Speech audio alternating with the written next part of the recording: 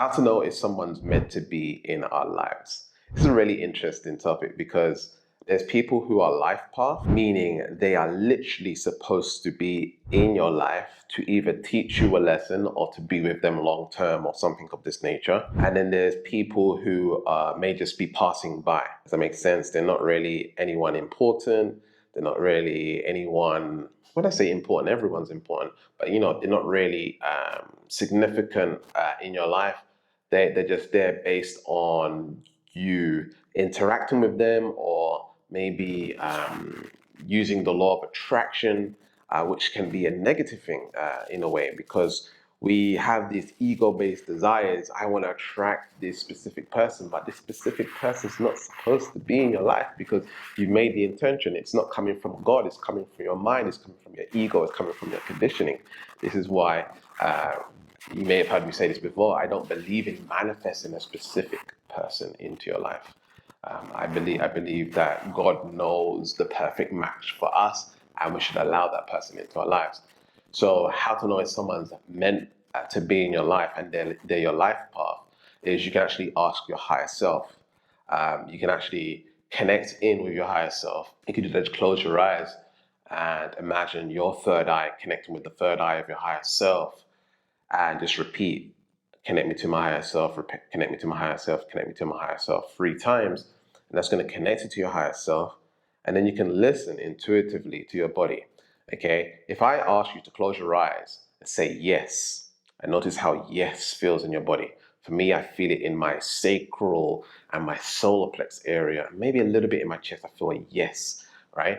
And I say no, no. I feel it more in my throat, and maybe even in my root chakra. Okay, so now we know what I know and yes is, right? So now we can ask our higher self questions, and we can be like, okay, is this person my life path, right?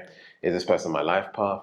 And then notice the answer that the universe or the higher self has given you. Is it the yes or is it a no, right? So it's a really powerful way to connect to your higher self and actually ask questions. Now, when I say someone is your life path, it means more like destiny, right?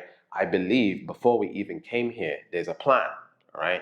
If you go to certain cultures in India, they can go find a scroll of your whole entire life. Okay, if you go to the temples, they will find a scroll of all of your past lifetimes, right? And they will tell you exactly what happened, and they can tell you exactly what happened in this lifetime.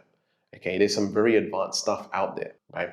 And so we got to understand that there's destiny, and then there's the law of attraction. So when it comes to manifesting a specific person or specific business or specific thing, right, this is coming from you learning information from the world, right? You learn information from the world, and it conditions your mind and your body desires for these things. And so you want to manifest them and create them into your life. And there's nothing wrong with that. And then there's a second approach, which is God's goals. Right? So, for example, when it comes to human beings and manifesting soulmate or something like this into our lives, I want it to be from God, right? I want it to be from the universe. I want it to be truth. I want it to be total alignment. And my ego can't even fathom what that is. We got to realize that our brains there's limitations to our imagination. Okay, and everyone has different capacities of imagination. But I've manifested so many things that I could have never thought up because I'm like, okay, God, like this is the direction I'm going in. I want the best. I want the best, right, of this thing. And so through that, it's a law of attraction tied in with the universe. So I'm co-creating with the universe rather than saying, hey, mind, I want this specific person because I want to feel love. I want to fulfill a void within that says, hey, okay, I didn't really have a good loving father around, or I didn't have a really good loving mother around. And so I want to manifest a relationship into my life so I can feel love, I can feel whole and feel complete. This oftentimes ends up in disaster, especially if the person is not working on their inner world and not realizing where the love or the want or need for love is actually coming from. And oftentimes we have good heart-based intentions when it comes to manifesting love, right? Which is coming from the unconditional love, which is coming from God, right?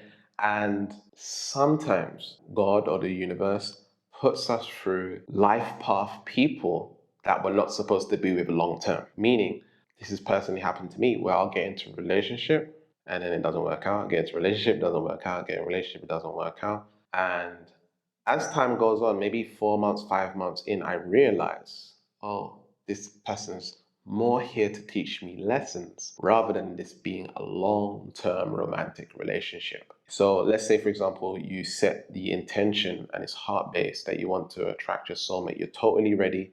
You feel like you are the person to take care of this person, to love this person, to honor this person, to devote yourself to this person, and things of this nature, right? You're really truly in alignment with manifesting this person into your life.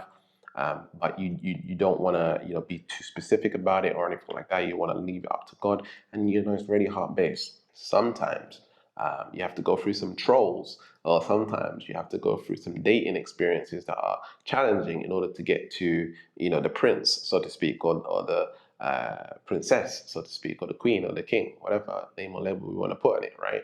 Our divine partner, our divine love. Can you skip the learning curve and get straight to the point? Yeah, it can happen. But oftentimes, I find through my experiences in coaching hundreds of people, thousands of people, should I say, I see time and time again that people have to go through some stuff in order to get to their main goal. And a lot of people lose faith during that journey, you know. And so the universe always wants us to grow and expand and become greater versions of ourselves. It's always wanting us to learn and find harmony within. It's always preparing us for something bigger. It's always preparing us for something beautiful, especially if we made the intention to attract it and manifest it into our lives.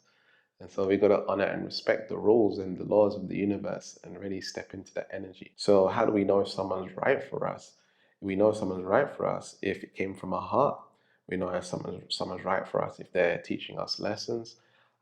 We know someone's right for us. When I say right for you, I mean, it doesn't mean you stay with them. It means that they're right for you at this time. It might be for a time being, and through that, you take on certain lessons which you get to take value from.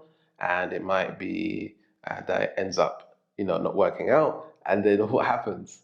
Right? You take those lessons and you're able to be a better or grow into a more evolved spiritual person, right? And then when it comes to finding that life partner, you know exactly what to do because you've experienced it. You realize more of your traumas, more of your challenges, and how you can grow into that. What coaching do I need? What books do I need to read? And all this kind of stuff. And I'm only applying this to relationships, right? You can apply this to anything when it comes to our journey here on planet Earth. We know if someone's supposed to be in our life when it comes from the heart, when they're teaching us lessons, when it feels congruent, somewhat congruent, at least 50% or more congruent, when you have this intuition that is from God or from the universe or from the Most High or from your higher self or from your ancestors. And that we tend to attach ourselves to the idea of the person rather than realizing the spiritual composition of this experience that you're going through right now, and that actually is really beautiful on the outside. But we're so zoomed into the attachment of being with this person or being surrounded or being in love with this person, we forget the true nature of our reality.